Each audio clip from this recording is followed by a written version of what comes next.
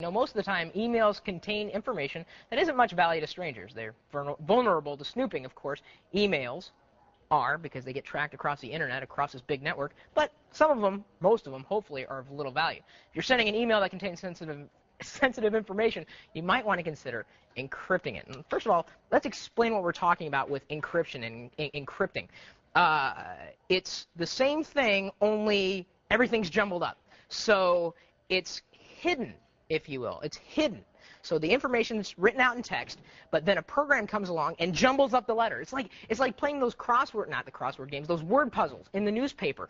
You have to decrypt the letters to try to spell out the entire message. The same way on the computer. And there's software available that can encrypt your email for transmission, and then the person on the other end, as long as they have the right key, can open that email. It's kind of like if you're going away on vacation and you want your friend to come into your house to feed your dog or cat, you'd be giving them your key, and that way they could enter your house. It's the same thing. If you have this message that's super sensitive, you only want your friend to read it, you have to give them that key in order for them to get it. Now, you obviously wouldn't do this. You wouldn't send sensitive information across the internet without protecting it in some way. And honestly, what it takes instead of a program is common sense. Don't send something through email if it doesn't need to go through email, because emails can be forwarded, they can be printed, and it's gotten a lot of people in trouble in the past when they put sensitive information in there and they don't encrypt it. It's kind of like another analogy for you. I'm writing a postcard here to Marty. He's my favorite guy to come in when I'm away. I wouldn't write anything on there. I'm just saying, hey, Marty,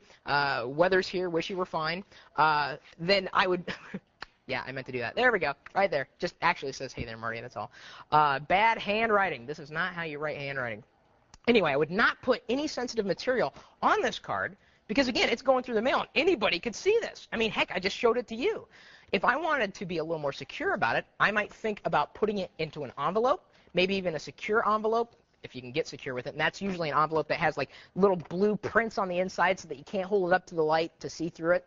So, not going to put sensitive information on something that anybody can see. So how do we do this? How do we find out? Well, actually, let me go a step further to explain to you. We were talking about those email headers with Ted just before we came back, and there are, much like, you know, with the stamp and the little stamp that's over it, that's where the post office was, you can tell where it came from, the post box or the post office where it came from. There's a way to tell the same information online. It's a utility. This is the general name for a utility, something called traceroute. Now, we're using an online tool here at hexillion.com/utilities, and what this is going to do is it's going to traceroute. It's going to map the IP address, and remember, an IP address is the identification for one computer that's connected to the internet. Everybody, if you're online, you have your very own IP address. What it's going to do is it's going to route itself, tell me how many computers are going to be in between, how many computers does it take to get to the center of your website.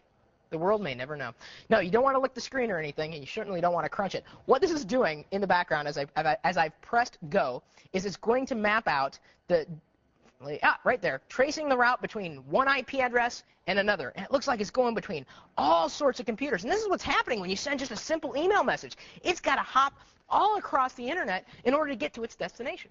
So let's explain how to make this a little different so that if you didn't have the right key, you couldn't read it through email. We're using something called it's freeware, something called PGP, also stands for Pretty Good Privacy. Now, I'm going to pop up a message just to show you what an encrypted PGP message looks like. Look at that. This is what I'm talking about when I'm talking about encryption. It's a word puzzle, and man, if you could solve this by hand, then man, you're a genius, because this is almost impossible for anybody to break. I mean, you've got to have the right key, and I do have the right key, as a matter of fact. I'm going to open up the message. And again, this is encrypted. This is an encrypted message from Billy Parkinson. Thank you so much, Billy, for sending me this message. But now I got to find out what you said. So I'm going to click in the PGP menu. And again, you're not going to have this unless you install the freeware. We'll have a link for PGP, how to download it, in our show notes. I'm going to click decrypt or verify.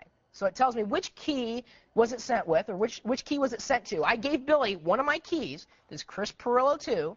Now I need to enter the passphrase, because this is letting me know that I am me. Because if I don't tell my passphrase to anybody, no one can open up the message that was encrypted just for me. So I know my secret password. I press OK. Did you see that? Look at it. It says, hey, man, what's up with the PGP? Is it working? Well, of course it is. That's how easy it was for me to decrypt that message. Now, again, this could be kind of complicated to get set up, And we were having, like I said, is this working? We were having a little bit of issues with it, so we know it can be complicated. But we'll have the full instructions for you on the website. This is the way that you would be able to send encrypted messages across to your friends so that nobody, as it's traveling across the internet, could see it unless they had your key. I'll show you again how to do it. There's the encrypted message that Billy sent, just a whole bunch of junk. I'm going to open it up. And by the way, this will work with Outlook, Outlook Express, Eudora, a whole bunch of clients. Click PGP, decrypt and verify, and since I've already entered that key for it, boom, look at that. Amazing. Only I could see that.